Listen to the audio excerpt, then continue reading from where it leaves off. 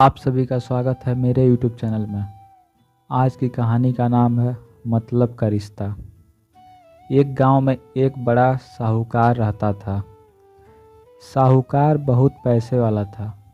आसपास के कई गांव में उसका बड़ा नाम था, लेकिन इस साहूकार को अपने पैसे का, अपने रुतबे का और अपने नाम का बड़ा ही घमंड था।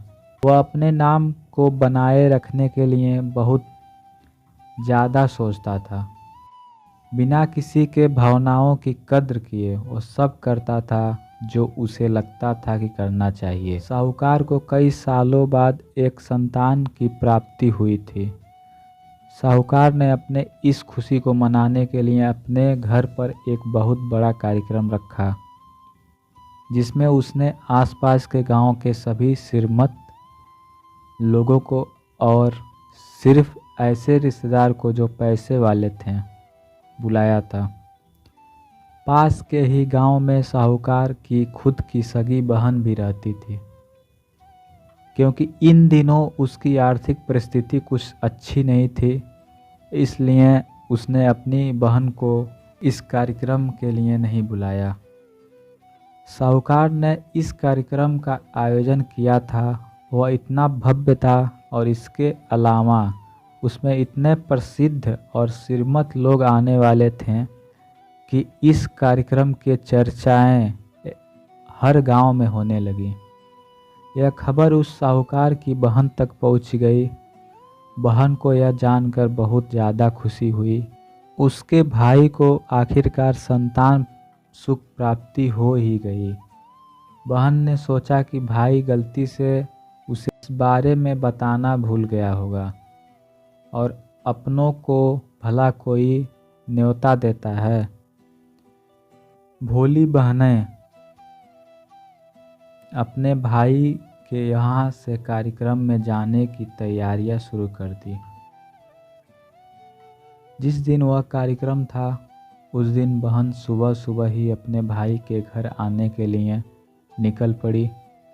रास्ते में अपने पुराने मैले कपड़े देख उससे ख्याल आया कि अगर किसी और के घर जाना होता तो मैं ऐसे कपड़े में नहीं जाती, लेकिन मैं तो मेरे अपने घर, मेरे मायके जा रही हूँ।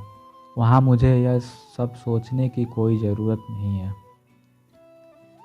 जैसे ही वह अपने मायके पहुँची, वहाँ का भव्य आयोजन देखकर वह बहुत खुश हुई।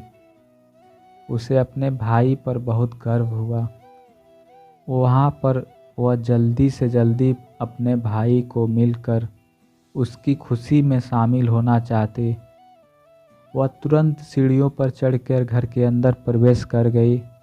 उसने देखा कि उसका भाई मेहमान के तौर पर आए सभी मेहमानों और नामी लोगों का स्वागत करने में व्यस्त है। बहन जैसे ही अपने भाई के तरफ उससे मिलने के लिए बढ़ी, उसके भाई की नज़रें उस पर पड़ गईं और अपनी बहन को ऐसे मैले पुराने कपड़े में देखकर भाई ने उससे मिलना तो दूर बल्कि तुरंत बहाना बनाकर वहाँ से निकल गया।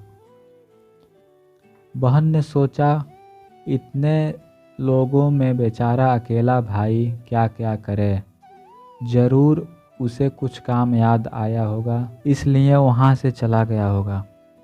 बहन बाद में अपनी भाभी से मिलने गई। भाभी ने उसका स्वागत किया और उसे खाना खाने के लिए आग्रह किया। बहन ने सोचा, ठीक है, पहले खाना खा लेती हूँ, फिर बाद में आराम से भाई से मिल लूँगी। बहन खाना खाने के लिए पंगत में बैठी। साहूकार भाई ने देखा कि अपने सभी धनवान मेहमानों के बीच उसकी गरीब बहन बैठी हुई है। सभी कीमती पोशाक पहने लोगों के बीच में उसकी बहन जो पुराने मैले कपड़े पहनकर बैठी थी, यह साहूकार से देखा नहीं गया। उसने अपनी बहन को अपने पास बुलाया, भला बुरा सुनाया और वहाँ से जाने के लिए बोला। बहन ने अपने सपने में भी नहीं सोचा था कि उसके साथ कभी ऐसा व्यवहार भी हो सकता है, और वह भी उसके खुद के मायके में। अपना अपमान होने के बाद बहन तुरंत अपने घर ससुराल जाने के लिए चल पड़ी। बहन इस बात को पचा ही नहीं पा रही थी कि उसके भाई ने उसके साथ इतना बुरा व्यवहार किया। उसकी आंखों से आंसू नहीं थम रहे थे। रास्ते में उसे अपनी पुरानी दोस्त मिली। उस दोस्त ने उसे रोने का कारण पूछा। हालांकि बहन उसे कुछ भी नहीं बताना चाहती थी, लेकिन दोस्त के बारे में पूछने पर उसने उसके साथ हुई सारी घटना उसे बता दी। उसकी दोस्त एक समझदार महिला थी और काफ़ी प्रैक्टिकल सोचने वाली थी।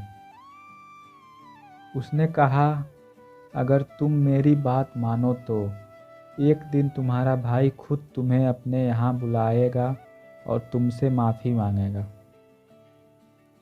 बहन ने उसे कहा कि मैं तुम्हारी हर बात मानूंगी, बताओ मुझे क्या करना होगा। दोस्त ने कहा कि तुम इस अपमान को, इस दुख को एक दिशा दे दो और कोई गृह उद्योग शुरू कर दो।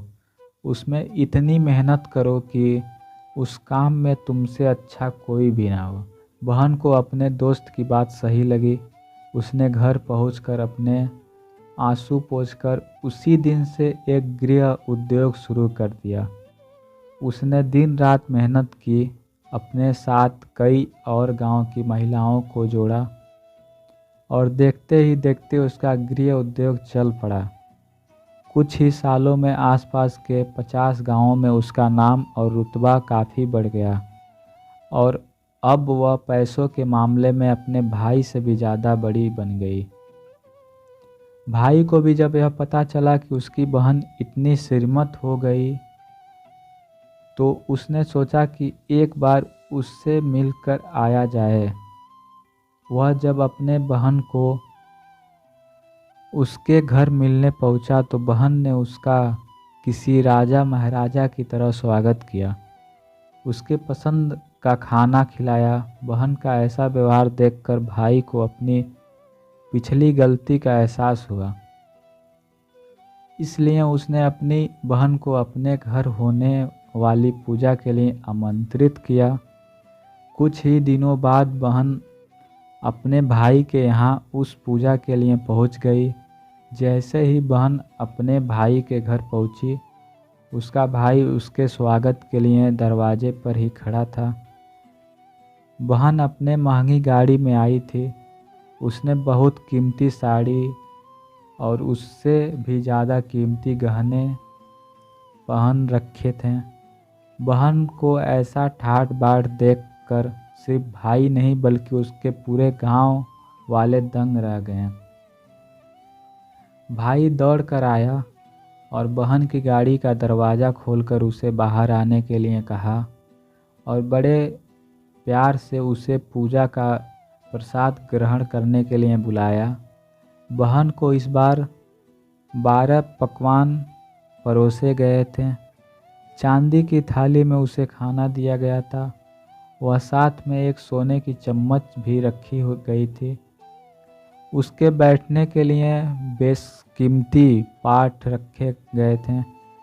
बहन को यह सब देखकर उसके वह पुराने दिन याद आ गए, जब भाई ने उसे बिना खाना खिलाए ही भला बुरा कर वापस लौटा दिया था। बहन खाना खाने के लिए तो नहीं बैठी, लेकिन उसने अपने सारे कीमती जेवर उतारकर उस थाली के सामने रख दिया। खाने में कुछ निवाले उन जेवरों पर रख दिया। बहन का ऐसा व्यवहार देखकर सभी हैरान थे। किसी को नहीं समझ में आ रहा था कि बहन ऐसा क्यों कर रही है। आखिर वह क्या उन जेवरों को खाना खिला रही है। जब सभी ने उससे पूछा कि वह क्यों ऐसा कर रही है, तब बहन ने सबके सामने बताया कि आज जो उसका इतना मान सम्मान हो रहा है वह दरअसल उसका नहीं, उसके इन्हीं कीमती गहनों और कपड़ों का हो रहा है, क्योंकि मैं तो अभी भी वही पुरानी साहूकार की बहन हूँ। अगर कुछ बदला है तो वह मेरी परिस्थिति, मेरे कपड़े और गहने हैं। भाई ने अपनी गलती का एहसास होने पर इस बार अपनी बहन के पैर पकड़कर माफ़ी मांगी। बहन जो पहले भी अपने भाई से निस्वार्थ प्रेम करती थी, उसने अपने भाई को माफ़ कर दिया, उसे गले लगा लिया। दोस्तों, पैसे सिर्फ हमारे जीवन को सरल बनाने के लिए नहीं, जबकि रिश्ते जीवन में मिले किसी वरदान की तरह हैं। अगर उन्हें सच्चे मन से और निस्वार्थ भाव से निभाया जाए, पैसे खर्च हो जाएं तो बाद में कमा सकते हैं, मगर रिश्ते खर्च हो गए, टूट गए जाएं, तो दुनिया का सारा धन भी आपको उन्हें वापस नहीं दिला सकता। दोस्तों, अगर ये कहानी अच्छी लगी हो तो वीडियो को लाइक करें, शेयर करें, कमेंट करें, चैनल को सब्सक्राइब करें। धन्यवाद।